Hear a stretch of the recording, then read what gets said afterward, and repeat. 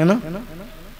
اور بزرگان چشت کے یہاں سما کی وہ اہمیت ہے چشت اہل بہشت کے یہاں کہ ایک دن حضرت محبوب الہی کہنے لگے کہ میرے پیر نے مجھ سے کہا بابا فرید مانگو کیا مانگتے ہو.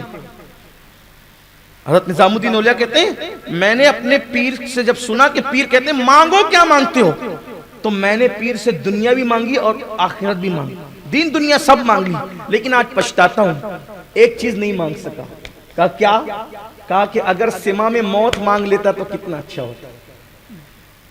یعنی کہ وہ دنیا سے سما کی حالت میں جانا چاہتے تھے, جیسے ان کے دادا پیر تشریف لے گئے سما کی حالت میں.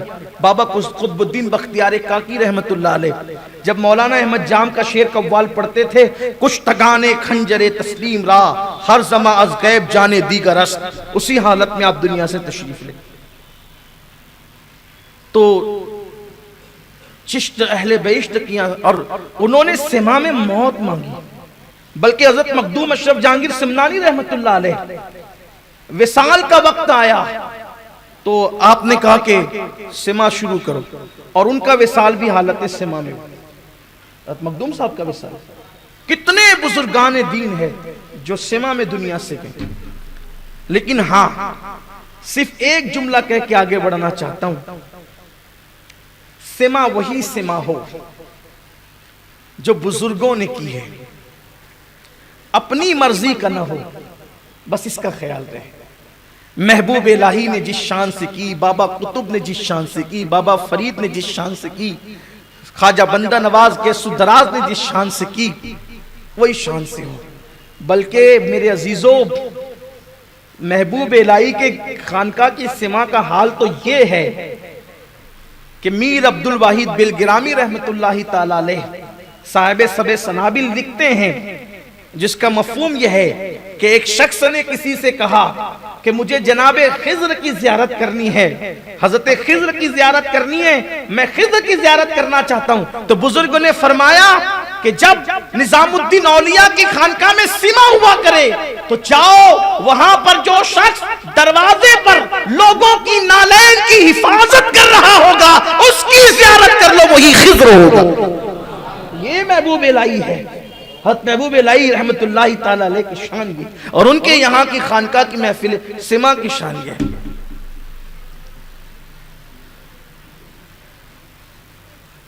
تو حضرت خمیر خسرو شعر پڑھتے تھے تو محبوب الہی بہت اچھا لکھا خسرو تم نے, مگر سعدی شیرازی کی بات الگ ہے, سعدی کی بات ہی الگ ہے. پھر اس سے اچھا لکھ کر لانے کی کوشش کرتے, پھر کہتے کہ سعدی کی بات الگ ہے, پھر اس سے اچھا لکھ کر لاتے, اور لاتے بھی اچھا لکھ کر, کہتے پھر سعدی کی بات الگ.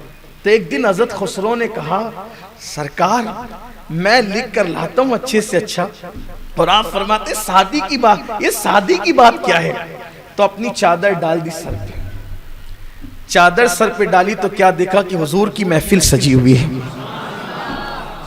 سرکار کی محفل سجی ہوئی ہے, اور حضور علیہ السلام تخت پر بیٹھے اور اولیاء اللہ بھی موجود ہیں, اور سرکار کہتے ہیں سعدی پڑھو, سعدی پڑھو. اور سعدی کہتے بلغ العلا بکمالہ کشفا دجا بجمالہ حسنت جمیع خصالہ صلو علیہ وآلہ اللہم صلی علی سیدنا مولانا محمد معدن الجود والکرم والہ الکرم.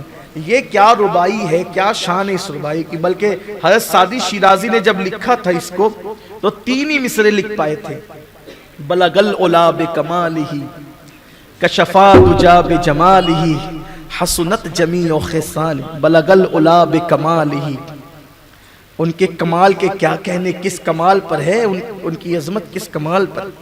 کشفا دجا بجمالہ, اور جب وہ پہنچے ہیں بلندیوں پر تو ان کے جمال سے جو ہے وہ بلندیاں روشن ہو گئی اور اندھیرے دور ہو گئے. ان کے کمال نے, ان کے جمال نے اندھیرے کو, تاریکیوں کو دور کر دیا. حسنت جمیع خصالہ, اور بہت خوبصورت ہے ان کا خصال, بہت حسن والا ہے ان کا, وہ بڑے خوش خصال ہے. 3 مصرے بنے, چوتھا بنتا نہیں تھا. لکھنے والے شاعر کے لیے اس وقت بڑے امتحان کی گھڑی ہوتی ہے جب وہ ایک مصرع لکھ دے اور دوسرا مصرع نہ بنے. یہ بڑی کھاتے کھاتے آدمی گم ہو جاتا ہے کہ کیا لکھوں. نیند اڑ جاتی، کروٹ بدلتا ہے. جب آمد شروع ہوتی تو کروٹ نیند نہیں آتی. جو لکھنے والے ہوتے ہیں ان کی بڑی عجیب پوزیشن ہوتی. بیٹھتے محفل میں دماغ کہیں اور ہوتا ہے. کبھی کبھی تو ایسا بھی ہوتا ہے کہ بات کسی اور کے ساتھ ہو رہی ہوتی ہے، کہنا کچھ چاہتے ہیں نکلتا کچھ ہے کیونکہ دماغ کسی اور طرف چلتا رہتا ہے. ابھی وہ تخیلات کی پرواز ہو رہی ہوتی ہے. جہاں پرندے نہیں جا سکتے وہاں تخیلات کی پرواز ہوتی ہے. کیفیت اب بلغ العلا بکمالہ کشفا دجا بجمالہ حسنت جمیع خصالہ. بلغ العلا بکمالہ کشفا دجا بجمالہ حسنت جمیع خصالہ. اب پڑھتے پڑھتے چوتھا آتا ہی نہیں، نیند آ گئی.